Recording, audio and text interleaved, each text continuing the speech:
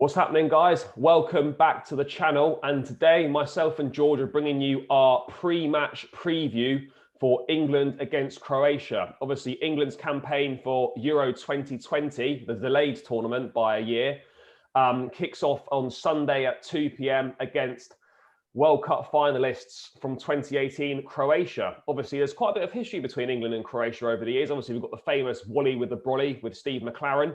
And then we've obviously got the unfortunate semi-final where we fell up short in Russia. So, George, how do you see this one going? What are your thoughts on England heading into Croatia game? Obviously, it's the toughest game in the group, and it's imperative in these tournaments that we get off to a good start in the group stage and you don't put yourself under pressure heading into the remaining games. Yeah, I think history probably suggests in opening group games that both teams tend to take it cautiously because you don't want to be in a situation where you lose your first game. So the likelihood of a draw is probably coming at the forefront of my mind, where both teams kind of set up to not lose rather than win the game. I think we've got the capability of beating Croatia, but do we go too expansive where we try and set the tournament alight in the first game? I doubt it. We haven't done that in previous tournaments. I think even in the World Cup, the last World Cup, the first match was quite a cagey affair until we actually got, I think, did we win 1-0 or 2? I can't remember, but it was pretty close until then. So it's good to have the most difficult game first, definitely, because it means that ideally, in the ideal scenario, we should really win our other two games, or at least get 4 points. So you're looking at, if we draw or win this match, we should be through either first or second. But I don't know. My initial thoughts, I think, is going to be a cagey affair, low-scoring game, and I'm probably going to prediction-wise, mate, I'm probably going to go for a 0-0 or 1-0. I can't see England winning by a hefty scoreline. I think Croatia are just too good for that. Yeah, I think I agree with you. I think particularly with Gareth Southgate as manager, he is quite cautious in his approach. I think he'll be desperate not to lose this game. And as I mentioned, if you lose your first game, you're massively on the back foot. And if we can just get through this first match unscathed, either a draw or a win, then that sets us up nicely for the rest of the group, knowing that we should at least take 4 points from those other two games, which would see us comfortably qualify. In terms of personnel, George, who would you like to see, starting for England, and what do you expect Gareth Southgate to go with? Obviously, sweating on the fitness of Harry Maguire and Jordan Henderson. Are you expecting either of those two to feature? No, probably not. And we talk about Southgate, does he have a pair of bollocks? Well, he's going to have to make some big calls for the opening game, particularly with formation. Does he go with 3 at the back or 4 at the back? We know that Maguire's probably going to miss out on this game. So is he going to have the bollocks to go 3 at the back in an opening group game against Croatia? Because, of course, if it goes terribly wrong, then that's the first thing people are going to call upon. Same with things at the other end. We've both just had a bit of a back and forth about the front three. Does he go with Sterling, who's his more favourable? He's been quite loyal to Sterling in the past in games, or does he go with someone on form like Jack Grealish? Does Foden play a central role in the midfield, or does he play out on the left? Lots of questions to be asked. Which right back of his iconic 3 or 4 right back that he's chosen starts? Does he play Reece James? Does he go with Kyle Walker? I think there's certain areas in the pitch that will not change. Pickford, Kane, Mount, but then I don't think Henderson should play. I think you're right. I think he'll probably not feature at all. But to be honest, mate, I'm quite confident with the squad's ability that if I saw, someone like a Rashford start or a Sterling start over Grealish, or I think it works for us. Like, there's nothing wrong with those players coming off the bench and making an impact as opposed to starting the game, because those phases of play are just as important. Yeah, look, I think I would agree with you. Look, for me, I've always been a big fan of, playing players that are in form and not just playing them based on their reputation and the club side they play for, because we've gone down that route before over the years. And for me, it just doesn't work. I would personally love to see Jack Grealish start, whether he starts in a midfield 3 or whether he starts on the left or right-hand side. I think him and Phil Foden should be starting either side of Harry Kane. But then they said you've got a bit of a problem at the back and in the midfield. Like, do you go 3 at the back if Maguire's not fit? I'm not sure if I trust the Stones and Mings partnership. I think Stones needs someone strong alongside him. Maguire sort of fits that mould.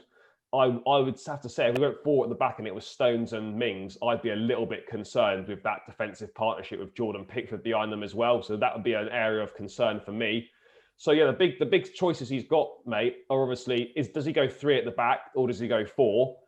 In which case, if he goes 4, he's got extra space for someone in midfield. But if he goes with a 3, then who do you go with in midfield? Like, it's a bit of a conundrum. I think the likes of Declan Rice will definitely play. Jordan Henderson is not fit, in my opinion. If he plays, I think that's a big mistake. We're kind of risking an injury to him, which we don't need to do at this point. By all means, bring him on for a few minutes at the end if the game's kind of done and dusted. Just get him some minutes under his belt. And then, obviously, as I said, you got the fullbacks. I mean, it's kind of a toss of a coin, really, either side for me. I think whether it's Luke Shaw or Ben Chilwell plays, I think they're both equally capable on that side, as would be Reece James and Kyle Walker. I don't think like one of those options is obviously weaker than the other. But just a quick word on the Croatians, George. Obviously, World Cup runners-up last time out in Russia, as I mentioned at the top of the show. Obviously, not quite as good a squad as last time in terms of the likes of Mario Mandzukic, which obviously moved on. They've still got Luka Modric in there, albeit 36 years of age, but they've got the likes of Mateo Kovacic, who we know from Chelsea, Brozovic from Inter Milan, and yeah, they've got some, and obviously Ivan Rakitic as well in that midfield. They've got some talented lads in midfield. Obviously, Champions League winner with Liverpool, Dejan Lovren at the back. Vassallo, La Liga winner with Atletico Madrid at right back.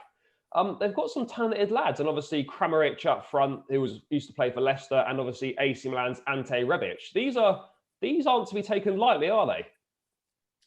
No, not at all. They're a very experienced international side. I think it actually, for a change, might benefit England to play a team that we would almost expect a knockout phase right away, because sometimes we get under the false impression or maybe take our foot off the gas by playing very easy teams that we're expected to beat in groups.